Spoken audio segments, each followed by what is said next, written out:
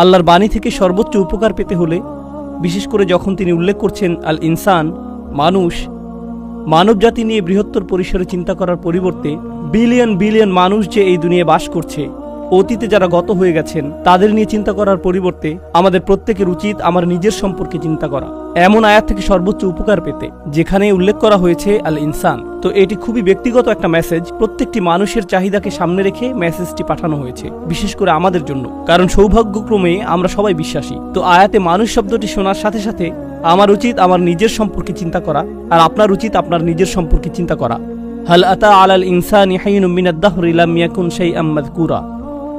মানুষের উপর কি এমন একটা সময় অতিবাহিত হয়নি, সময়ের সীমাহীন সমুদ্র থেকে, আদ-দাহর, সময়ের সীমাহীন সমুদ্র থেকে এমন একটা ছোট্ট সময় কি অতিবাহিত হয়নি যখন মানুষ এমন কিছু ছিল না যা নিয়ে কথা বলার মতো অবস্থা ছিল না, যার কথা উল্লেখ করার যোগ্য ছিল না, এবং এই অর্থটাও সে স্মরণযোগ্য কোনো বস্তু ছিল না। আল্লাহ আপনাকে আমাকে খুবই সহজ একটা প্রশ্ন করেছেন, এমন একটা সময় কি অতিবাহিত হয়নি যখন কেউ তোমার কথা মনে করতো না? এমন একটা সময় কি ছিল না যখন কেউ তোমার ব্যাপারে কিছু বলতো না? যদিও তোমার অস্তিত্ব ছিল, কিন্তু মানুষ তোমাকে নিয়ে কথা বলতে লজ্জা পেত, তোমার ব্যাপারে কথা বলতে তাদের অস্বস্তি লাগতো। তৎক্ষণাৎ পরবর্তী আয়াতে তিনি বললেন, তিনি মানুষকে একটি তরল পদার্থ থেকে সৃষ্টি করেছেন, এক ফোঁটা পানি থেকে, নুতফা, যা মিশ্রিত, অর্থাৎ মিশ্রিত নারী এবং পুরুষের মাঝে। আল্লাহ এখন এমন কিছু নিয়ে কথা বলছেন, বীর্য নিয়ে, ডিম্ব নিয়ে, যা পরস্পর মিলিত হয় একজন নারীর গর্ভধারণ নিয়ে, যা নিয়ে কথা বলাটা অস্বস্তিকর এবং লজ্জাজনক। তাই এটা এমন কিছু নয় যা নিয়ে আপনি হামেশাই কথা বলেন, এমন কিছু নয় যা নিয়ে নিঃসংকোচে কথা বলেন। আগের আয়াতে আল্লাহ ইতিমধ্যে বলেছেন, তোমার অবস্থা একসময় এমন ছিল যা উল্লেখ করার যোগ্য ছিল না, যা স্মরণযোগ্য ছিল না। এই আয়াতে কয়েক স্তরের অর্থ রয়েছে, আমি কয়েকটি স্তর আমার জন্য এবং আপনাদের সবার জন্য খোলাসা করে তুলে ধরতে চাই। মহাবিশ্ব, বস্তুগত বিশ্বকে আমরা যেভাবে জানি, পদার্থবিজ্ঞানীরা আমাদেরকে বলছেন এটি 13.9 বিলিয়ন বছর যাবৎ বর্তমান আছে, আর এই গ্রহটি সম্ভবত 4 বা 5 বিলিয়ন বছর যাবৎ টিকে আছে, অর্থাৎ এই গ্রহের গঠনকাল। এই সমস্ত সময়ের সীমাহীন সমুদ্রগুলোতে আমাকে নিয়ে কোনো কথা হতো না, কোথাও আমার কোনো উল্লেখ ছিল না, আমার অস্তিত্ব ছিল না। এমনকি যখন এই মহাবিশ্ব বাস্তবে এলো, সীমাহীন পরিমাণ সময় পার হওয়ার পর এই গ্রহে যখন মানবজাতির বসবাস শুরু হলো, মানব ইতিহাসের বৃহত্তর অংশটি ইতিমধ্যে পার হয়ে গেছে, আর সেই ইতিহাসের কেউই জানতো না আমি কে, আমার কথা কেউই কখনো মনে করেনি, আমার নাম কখনো উল্লেখ করা হয়নি। আপনি ইতিহাস সম্পর্কে অধ্যয়ন করতে পারেন, আর ওই মানুষগুলো প্রাসঙ্গিক, একমাত্র যার কোনো প্রাসঙ্গিকতা নেই সে হলো আপনি। আর ওই মানুষগুলো প্রাসঙ্গিক, একমাত্র যার কোনো প্রাসঙ্গিকতা নেই সে হলো আপনি, আমি। কিন্তু তাদের কাছে আমাদের অস্তিত্ব ছিল না। এই কথাগুলো মনে করিয়ে দিয়ে আল্লাহ বলছেন, অধিকাংশ সময় ইতিমধ্যে অতিক্রান্ত হয়ে গেছে যখন আপনি আর আমি সম্পূর্ণ অপ্রাসঙ্গিক ছিলাম, আমরা গল্পের অংশ ছিলাম না।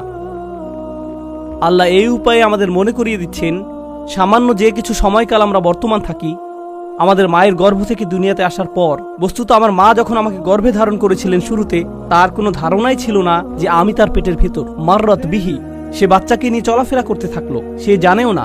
এরপর যখন সে তার শরীরে পরিবর্তন লক্ষ্য করতে শুরু করলো, তখন তারা উভয়ে আল্লাহর নিকট দোয়া করতে শুরু করলো, লা ইন আতাইতানা সলিহান, যদি আপনি আমাদেরকে সুসন্তান দান করেন। তারা এমনকি জানেও না এই সন্তানটা কে। এমনকি যখন তারা স্মরণে আনতো, আমার মা আমার সম্পর্কে ভাবতেন যখন আমি তার পেটে ছিলাম, উনি জানতেন না আমি কে, উনি আমাকে নিয়ে যথাযথভাবে ভাবতে পারতেন না। শুরুতে উনি জানতেন না আমি কি ছেলে নাকি মেয়ে, উনি জানতেন না আমি কোন ধরনের সন্তান হব, কি কি গুণাবলী থাকবে, উনি কিছুই জানতেন না। কিন্তু এমনকি এই দুনিয়াতে আমার আগমনের পরে, এই ধরায় আমার পদার্পণের পরেও একটি জিনিস আপনারা লক্ষ্য করবেন, মানবজাতির নকশা অনুসারেই মানুষের জন্য ব্যবহৃত একটা শব্দ হলো ইনসান, আর ইনসানের একটি উৎপত্তিগত শব্দ হলো উনস, আর উনস মানে ভালোবাসা এবং মায়া মমতা। মানুষ শুধু ভালোবাসা প্রদান করে না, তারা ভালোবাসা গ্রহণও করতে চায়, তারা মায়া মমতা পেতে চায়। সেজন্য বাচ্চাকাল থেকেই, যে মুহূর্ত থেকে সে নিজের সম্পর্কে কিছুটা সচেতন হতে শুরু করে, মা যদি বাচ্চার দিকে না তাকায়, আম্মু আম্মু আম্মু আম্মু, আপনাদের যাদের ছোট বাচ্চা আছে ব্যাপারটা জানেন ইতিমধ্যে, বাচ্চাদের মনোযোগ প্রয়োজন, তারা সর্বদা এর খোঁজ করে। এরপর আরেকটু বড় হয়ে উঠলে তারা কিছু একটা একে আপনাকে দেখাতে চায়, কারণ তারা আপনার মনোযোগ চায়, তারা স্বীকৃতি চায়। দেখো আমি কি জামা পরেছি, দেখো আমি কি এঁকেছি, দেখো আমি কি করতে পারি। বাচ্চাটা এখনো লাভ দিতে পারে না, উপরের দিকে একটুখানি লাভ দিয়ে বলে, আমাকে দেখো, দেখেছো, আবার দেখো, কারণ তার নিজের জন্য ওই মনোযোগটুকু দরকার। সে মাজকুর হতে চায়। সূরা ইনসানের প্রথম আয়াতে উল্লেখিত শেষ শব্দটি মাজকুর। মাজকুর মানে যার কথা উল্লেখ করা হয়, যার নাম স্মরণে আনা হয়। এটি মানব প্রকৃতির ভেতরে স্থাপন করে দেয়া হয়েছে। আর এভাবে বড় হতে থাকেন। কিশোর বয়সে পৌঁছলে আপনি সুন্দর সুন্দর জামা কাপড় পরতে চান, আকাঙ্ক্ষা করেন নিজেকে যেন সুন্দর দেখায়, কারণ আপনি সবার নজরে পড়তে চান, দৃষ্টিতে পড়তে চান এবং মাজকুরও, নিজের উল্লেখও চান। আশা করেন মানুষ যেন আপনাকে নিয়ে কথা বলে। আরো বড় হতে থাকলে, এখন আপনি বিশ্ববিদ্যালয়ে পড়েন, আমি জানি এখানে সমাবর্তন হতে যাচ্ছে, গ্র্যাজুয়েট হওয়া অনেক বড় একটা ব্যাপার। কি হয় যখন ছাত্ররা তাদের সার্টিফিকেট পায়? অনেকে ইনস্টাগ্রামে এবং ফেসবুকে তাদের সার্টিফিকেটের ছবি আপলোড করবে। আপনি ছাড়া কেউ যারা কোনো পরোয়া করে না, কিন্তু আপনার ভেতরে আছে মাজকুর হওয়ার আকাঙ্ক্ষা। মানুষ যেন আপনার নাম উল্লেখ করে এমন একটা চাহিদা। মাশাআল্লাহ, অভিনন্দন, কংগ্রাচুলেশনস। আমাদের জীবনটাই কেটে যায় স্বীকৃতি খুঁজতে খুঁজতে। এমনকি মানুষ যখন বিয়ে করে, স্ত্রী স্বামীর কাছ থেকে স্বীকৃতি পাওয়ার আশায় থাকে, আবার স্বামীও স্ত্রীর কাছে স্বীকৃতি পাওয়ার আশায় থাকে। আমরা আমাদের পিতামাতাকেও সন্তুষ্ট করতে চাই। যখন গ্র্যাজুয়েট হন, সবাই আপনাকে অভিনন্দন জানাচ্ছে, কিন্তু আপনি আপনার বাবার কাছে মাজকুর হতে চান। বাবা, আমি পাশ করেছি। বাবা, আপনার ছেলে পাশ করে ফেলেছে। বাবা, ছবিগুলো দেখেছেন? বাবার কাছ থেকে এই অভিনন্দনটা আপনি পেতে চান, অথবা আপনার মায়ের কাছ থেকে, কারণ সবসময় এমন বিশেষ কেউ থাকে যার কাছে আমরা স্মরণীয় হয়ে থাকতে চাই। জানেন, এখন বহু স্টাডি থেকে জানা যায় মানুষ এখন অনেক বেশি নিঃসঙ্গ এবং একাকিত্ব ফিল করে ইতিহাসের অন্য যে কোনো সময়ের তুলনায়। ব্যাপারটা কৌতূহল জাগ্রত করে। একবার আমি একটা ইসলামিক স্কুলে গিয়েছিলাম, অন্য একটা মুসলিম দেশে। আমি একদল বালক বালিকার উদ্দেশ্যে বক্তব্য দিয়েছিলাম। এক পাশে ছিল প্রায় 300 থেকে 400 বালক এবং অন্য পাশেও ছিল প্রায় 300 থেকে 400 বালিকা, 13-14 বছর বয়সের। আমি একটা বক্তব্য দিয়েছিলাম, প্রিন্সিপাল এবং অন্যান্য শিক্ষকরাও সবাই সেখানে উপস্থিত ছিল। তো তারা একটি প্রশ্নোত্তর সেশনের আয়োজন করেছিল 800 ছাত্রছাত্রী রুমের ভেতর। কেউ কোনো প্রশ্ন জিজ্ঞেস করলো না। আমি তখন বললাম, তারা প্রশ্ন জিজ্ঞেস করছে না কারণ পুলিশ তাদের দিকে তাকিয়ে আছে, শিক্ষকেরা সেখানে, প্রিন্সিপাল সেখানে, ক্যামেরাম্যান সেখানে। তারা লজ্জা পেতে চায় না। তাই আমি কি করব? আমি সমাবেশের ভেতরে চলে যাব এবং এই বাচ্চাগুলোর সাথে কথা বলবো। কোনো ক্যামেরা থাকবে না, মাইক্রোফোন থাকবে না। আমি ভেতরে গেলাম ছাত্রীদের সেকশনে, শুধু ছাত্রীগুলোর সাথে কথা বলেছিলাম 2 ঘন্টা যাবত। তাদের প্রশ্নের যেন আর শেষ নেই। অন্য পাশে ছেলেদের সেকশনে আরো 2 ঘন্টা, তাদেরও প্রশ্নের কোনো শেষ নেই। আর সবচেয়ে কমন প্রশ্নটি ছিল, সব সময় একাকিত্ব ফিল করলে কি করব? যদি নিজের সরব উপস্থিতি না থাকে তখন কি করব? যদি কেউ আমাকে না দেখে? মানুষের এমন গভীর এক আকাঙ্ক্ষা আছে মাজকুর হওয়ার, যে এক টিনেজার অন্যান্য বন্ধুদের অনলাইনে দেখে, তখন ভাবে, আমার তো একটা অ্যাকাউন্ট নেই, আমার তো এত ফলোয়ার নেই, মানুষ তো আমাকে দেখছে না, আমি তো মাজকুর নই, আমার আরেকটা ছবি তোলা উচিত। না, ফিল্টার পরিবর্তন করি, না অন্য কিছু করা দরকার, ব্যাকগ্রাউন্ড পরিবর্তন করলে ভালো হবে, লাইটটা আর একটু ভালো হতে পারতো। এরপর পোস্ট করে, কেউ একজন হার্ট ইমোজি দিল, কেউ একজন লাইক দিবে, আমি মাজকুর। যাক, আমার এখন উপস্থিতি আছে। আর যদি পোস্ট না করেন, যদি এক টুকটা পিজার ছবি পোস্ট না করেন, কোথায় দাঁড়িয়ে আছেন সে ছবি, কোথায় দাঁড়িয়ে আছেন সেই ছবি, কোন পার্কে আছেন, আবু জেহেলের কোন উইজডম বা কোনো কিছু একটা, যদি এটা পোস্ট না করেন, তখন হঠাৎ মনে হয় আমি যে জীবিত আছি এটাও তো কেউ জানে না। তখন হয়ে পড়েন গায়রে মাজকুর, অনুল্লেখযোগ্য। যতকাল যাবৎ মহাবিশ্বের অস্তিত্ব আছে তার অধিকাংশ সময় জুড়ে, এবং যতকাল যাবৎ মানুষের অস্তিত্ব আছে, আপনি ছিলেন গায়রে মাজকুর। আর এমন একটি সময় দ্রুতই ঘনিয়ে আসছে যখন আপনি আর আমি কবরে শায়িত হব, আর কিছু মানুষ আমাদের কথা মনে রাখবে এবং তারা আমাদের জন্য কাঁদবে। এরপর সময়ের পরিক্রমায় আমরা আবার গায়রে মাজকুর হয়ে যাব। আমরা বিখ্যাত মানুষদের কথা মনে রাখি, আমরা ইসলামের ইতিহাসের বিখ্যাত আলেমদের কথা স্মরণ করি। আমরা স্মরণ করি যেমন ইমাম শাফিঈর কথা রাহিমাহুল্লাহ, বা ইমাম আবু হানিফার কথা রাহিমাহুল্লাহ, কিন্তু তাদের তো বড় পরিবার ছিল, কেউ তো তাদের পরিবারের কথা স্মরণে আনে না। তাদের অনেকেই আমাদের নিকট এখন অদৃশ্য। আমরা শাসকদের কথা মনে করি না, সেই সময়ের সম্পদশালীদের কথাও আমরা মনে করি না, আমরা ভালো চেহারার মানুষদের কথাও স্মরণে আনি না, আমরা জনপ্রিয়দের কথাও স্মরণে আনি না, বিখ্যাত মানুষদের কথা অথবা তাদের কর্মের কথা আমরা স্মরণে আনি না। তারা বিস্মরণের অতল গহ্বরে তলিয়ে গেছে, তারা আবার অপ্রাসঙ্গিক হয়ে পড়েছে। আর আল্লাহ আমাকে আপনাকে শিক্ষা দিচ্ছেন, তোমরা এই জিনিসের পেছনে ছুটে চলছো প্রাসঙ্গিক হতে, স্মরণযোগ্য হতে, আলোচিত হতে, ফলোয়ারদের সাথে যুক্ত হতে। এই জিনিসটাই ছিল তোমার সবচেয়ে কামনীয়, কিন্তু তোমাকে তো মূলত গায়রে মাজকুর হিসাবে সৃষ্টি করা হয়েছে। খুব শীঘ্রই তুমি আবারও গায়রে মাজকুর হয়ে পড়বে। তারা পুনরায় অপ্রাসঙ্গিক অবস্থায় প্রত্যাবর্তন করবে। চিত্রটা খুবই নিরাশাজনক। কেউ আমার কথা মনে করবে না, কেউ আমাকে জানবে না। প্রসঙ্গত, এমনকি যেসব মানুষরা আল্লাহকে বিশ্বাস করে না, তারাও স্মরণীয় হয়ে থাকার চাহিদা অনুভব করে। তাই দেখবেন বিলিয়ন বিলিয়ন ডলারের মালিকেরা, যারা কোনো কিছুতে বিশ্বাস করে না, তারা কোনো ধর্মে বিশ্বাস করে না, আর তারা মৃত্যুর সময়, খুবই বৃদ্ধ, মৃত্যুর সময় তারা নিজেদের সম্পদ কোনো হাসপাতালে দান করে যায় বা কোনো দাতব্য সংস্থায় দান করে দেয়, কিন্তু সাথে একটা শর্ত আরোপ করে, বিল্ডিং এর গায়ে যেন আমার নাম লেখা থাকে। বা আমার একটা মূর্তি তৈরি করবে আর বিল্ডিং এর প্রবেশ পথে ওটা রেখে দিবে। কারণ যদিও আমার অস্তিত্ব না থাকে, আমার স্মৃতি যেন বেঁচে থাকে। আমাকে তবু মাজকুর হতে হবে যদিও আমার অস্তিত্ব না থাকে। এটি এমন কিছু যা তাদের হৃদয়ের গহীনে স্থাপন করে দেয়া হয়েছে। কিন্তু এই যে আকাঙ্ক্ষা, আল্লাহ একটি বাচ্চার ভেতরে এটি রেখেছেন, শিশুটির মনোযোগ পাওয়ার আকাঙ্ক্ষা, বা যে আকাঙ্ক্ষাটা আল্লাহ মানুষের ভেতরে রেখে দিয়েছেন, যা মাল্টি-বিলিয়নিয়ার ডলারের সোশ্যাল মিডিয়া ইন্ডাস্ট্রির মূল চালিকা শক্তি। মানুষ যদি অন্যের মনোযোগ না চাইতো, সোশ্যাল মিডিয়ার জন্ম হতো না, এর অস্তিত্ব থাকতো না। এগুলো শয়তানি কোনো মেশিন না, এগুলো শুধু আমাদের আকাঙ্ক্ষাগুলো খেয়েই বেঁচে আছে। আমাদের এই আকাঙ্ক্ষাগুলো থাকার কারণেই এগুলো এদের মতো করে কাজ করতে পারছে। এগুলো আমাদের কার্যকলাপ খেয়েই টিকে আছে। ব্যাপারটা হলো, আল্লাহ কেন এই চাহিদাটা আমাদের ভেতরে রেখেছেন? এর উদ্দেশ্যটা কি? আমি কেন সর্বদা স্বীকৃতির অন্বেষণে থাকি? কেন এমন মনে হয়? কেন আমার ভেতরটা শূন্য মনে হয় যদি স্বীকৃতি না পাই? জানেন, আমি কিছু একটা ফিল করি। যদি মনে হয় আমার কোনো উল্লেখ নেই, কেমন যেন ফাঁকা ফাঁকা অনুভূত হয়। আর আল্লাহ নিজেই এই ব্যাপারটা বর্ণনা করেছেন পরের আয়াতগুলোতে। তিনি বলেন, ইন্না হাদাইনাহুস সাবিলা ইম্মা শাকিরান ওয়া ইম্মা কাফুরা। আমি তাকে পথ দেখিয়েছি, একটা পথ। আল্লাহ প্রতিটি মানুষের ভেতরে প্রোগ্রাম করে দিয়েছেন যে তারা এই জীবনে একটি সফরে আছে। এখন এই সফরের একটি অংশ হলো, উপলব্ধি করেন বা না করেন, আপনি সেই সফরে এমনিতে আছেন। ইন্নাকা কাদিহুন ইলা রাব্বিকা কাদহান ফামুলাকিহি। প্রতিটি দিন অতিক্রান্ত হয়ে যাচ্ছে। জীবন একটি সফর। প্রতিটি মানুষ মৃত্যুর দিকে এক পা দুপা করে এগিয়ে যাচ্ছে। আমাদের প্রত্যেক দিন আগের দিনের চেয়ে মৃত্যুর আরেকটু নিকটে। সেই ভ্রমণ স্বয়ংক্রিয়ভাবে এগিয়ে চলছে। এখানে আমার আপনার কোনো নিয়ন্ত্রণ নেই। আল্লাহ ইতোমধ্যে এটা ঠিক করে দিয়েছেন। কিন্তু এছাড়াও রয়েছে আরেকটি সফর। আমার জীবনের সফর নয়, বরং আমার হৃদয়ের ভেতরের এবং আমার মস্তিষ্কের ভেতরের সফর। আল্লাহ চান আমরা যেন আল্লাহর দিকে প্রত্যাবর্তন করার একটা সফর করি। আমরা আল্লাহর কাছ থেকে এসেছি, আমরা আল্লাহর জন্য। আর আল্লাহ চান আমরা যেন ইচ্ছে করেই আল্লাহর পথের দিকে ফেরার একটা সংকল্প করি, আমাদের মাথায়, আমাদের অন্তরে। কিন্তু আমাদের মন অন্য কারো কাছ থেকে স্বীকৃতি পাওয়ার নেশায় বুঁদ হয়ে আছে। এটা অন্য মানুষদের কাছে গ্রহণযোগ্যতা পেতে চায়। কিন্তু আল্লাহ চান আমাদের হৃদয় এবং মস্তিষ্ক যেন সবার আগে আল্লাহর কাছে স্বীকৃতি খোঁজে। আল্লাহর কাছে স্বীকৃতি খোঁজে। আমার রব কি আমার প্রতি খুশি? আমার রব কি আমার ভালো কাজটির দিকে তাকিয়ে খুশি হয়েছেন? আমার এই সেবা দেখে কি আমার রব খুশি হয়েছেন? আমি কি আমার জীবন এমনভাবে অতিবাহিত করেছি যে একদিন যখন এই ভ্রমণের সমাপ্তি হবে, তখন তার সাথে আমার সাক্ষাতের সুযোগ হবে? তিনি বলেন, ইম্মা শাকিরান। আল্লাহ মানুষকে এই সফরে এগিয়ে যাওয়ার সামর্থ্য দিয়ে সৃষ্টি করেছেন। আপনি আমাদের প্রত্যেকের জন্য রয়েছে দুইটি পছন্দের বিষয়। হয় আমরা কৃতজ্ঞ, অথবা আমরা চরম অকৃতজ্ঞ। ইম্মা শাকিরান ওয়া ইম্মা কাফুরা। চলুন সাধারণ ভাষায় কৃতজ্ঞতার অর্থ বোঝার চেষ্টা করি কিছুটা। যদি আমি আমার ছেলেকে একটি বাইসাইকেল কিনে দেই, আর সে বলল, থ্যাংক ইউ, ধন্যবাদ বাবা। আমি তাকে বাইসাইকেল কিনে দিলাম, কিন্তু সে জীবনেও এটাতে চড়েনি। সে বাড়ির এক পাশে এটি ফেলে রাখলো, কাপড় দিয়ে মুড়িয়ে রাখলো। এখন ওই থ্যাংক ইউর কোনো অর্থ নেই। কেন? কারণ সে যদি সাইকেলটি প্রতিদিন চালাতো, পরিষ্কার করত, প্রতিদিনের যত্ন নিত, তখন আমি বলতাম আমার ছেলে সাইকেলের জন্য কৃতজ্ঞ।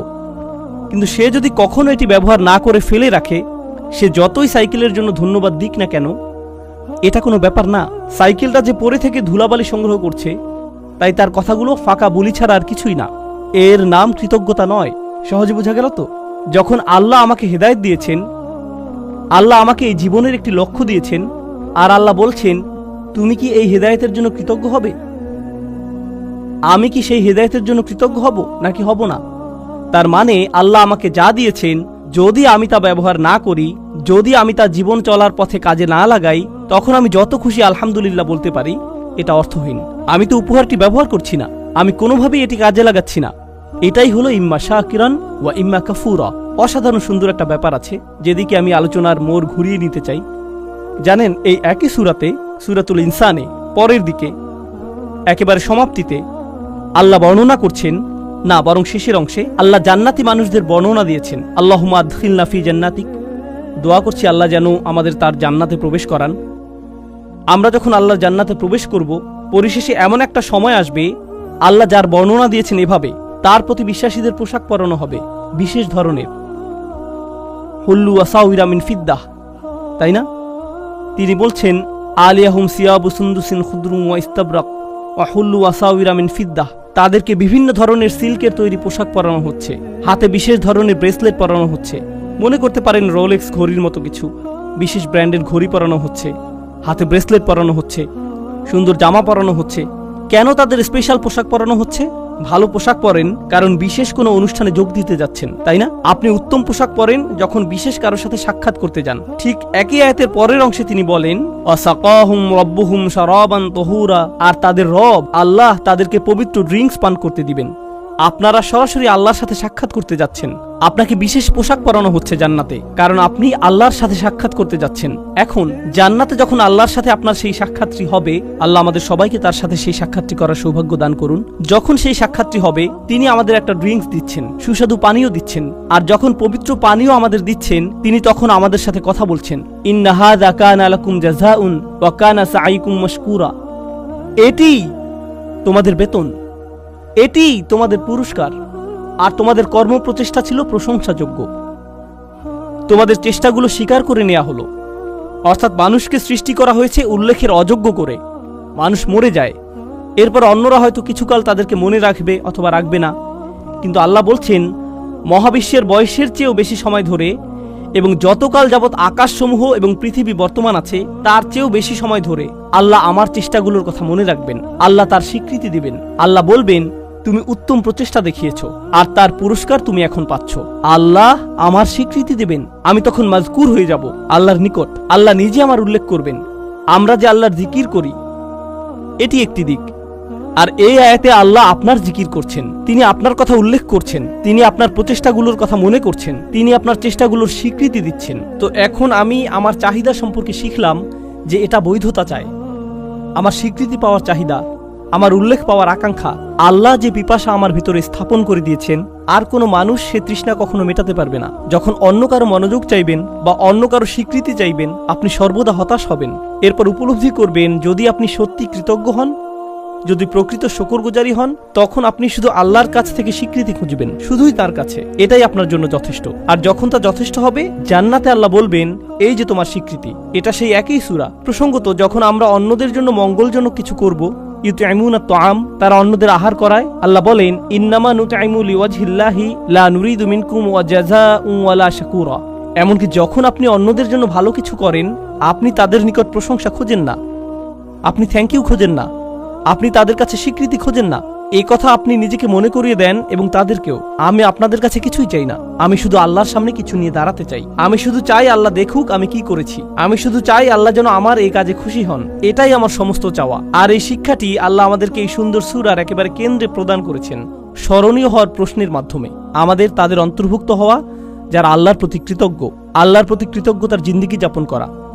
একদিন এমন বিষয়ে পরিগণিত হবে, আমাদের তাদের অন্তর্ভুক্ত হওয়া যারা আল্লাহর প্রতি কৃতজ্ঞ, আল্লাহর প্রতি কৃতজ্ঞতার জিন্দেগি যাপন করা একদিন এমন বিষয়ে পরিগণিত হবে যখন আল্লাহ আমাদেরকে স্বীকৃতি দেবেন। ঠিক এই ভ্রমণটি এখানে ঘটেছে। এই সূরার একেবারে শুরুতে আপনারা দেখবেন আল্লাহ উল্লেখ করছেন, আমরা আমাদের মায়ের গর্ভে ছিলাম। আর মায়ের পেটকে বলা হয় রাহাম, গর্ভকে বলা হয় রাহাম। আর সূরার সমাপ্তিতে আল্লাহ বলেন, ইদখিলু মাইয়াশাউ ফি রাহমাতিহি। তো তিনি আশারা ইলা রহমা ফিল বিদায়া, তিনি রহমের দিকে ইঙ্গিত করলেন, তিনি রহমের দিকে ইঙ্গিত করলেন সূরার সূচনাতে। আর উপসংহারে তিনি বললেন, তিনি যাকে চান তার রহমতে প্রবেশ করান, অর্থাৎ তার জান্নাতে। ঠিক যেভাবে আপনার প্রতিটি চাহিদা পূরণ করা হচ্ছিল আপনার মায়ের রাহমের ভিতরে, সেটা ছিল রাহমের প্রথম এপিসোড।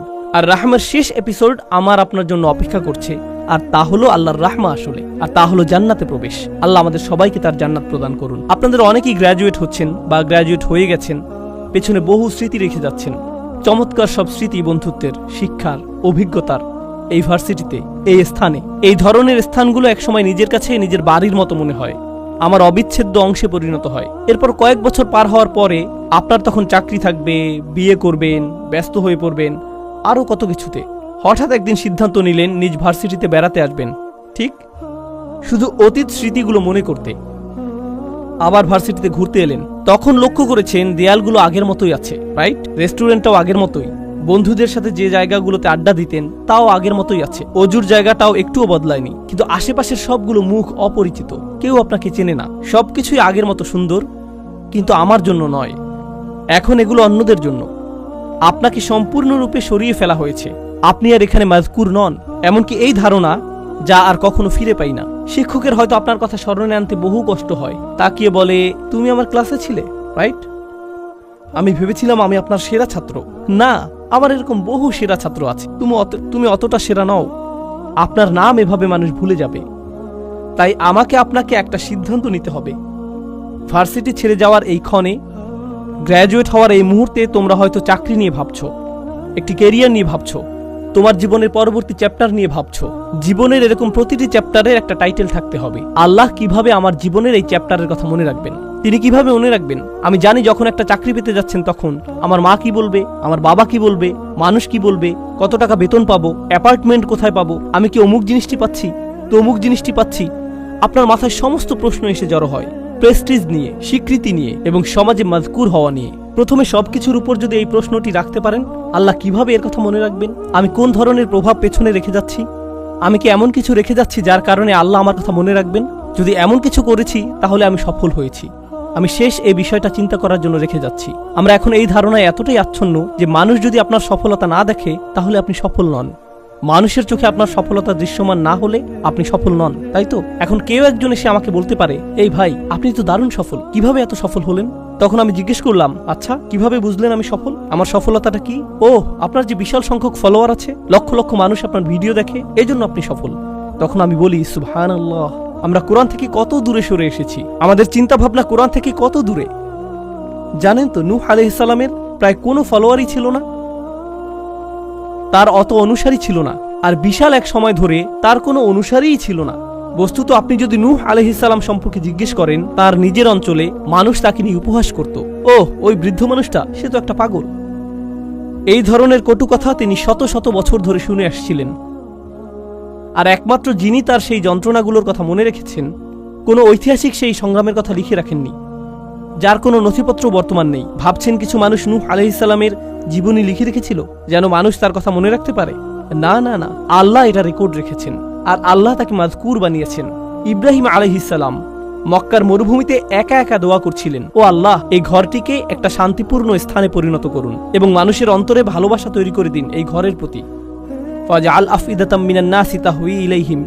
তখন কোনো ভিডিও ক্যামেরা ছিল না, কোনো লাইভ স্ট্রিমিং ছিল না, এরকম কিছু ঘটেনি, কেউ সেখানে ছিল না, শুধু একজন মানুষ মরুভূমিতে, শুধু তিনি আর তার রব কথা বলছিলেন।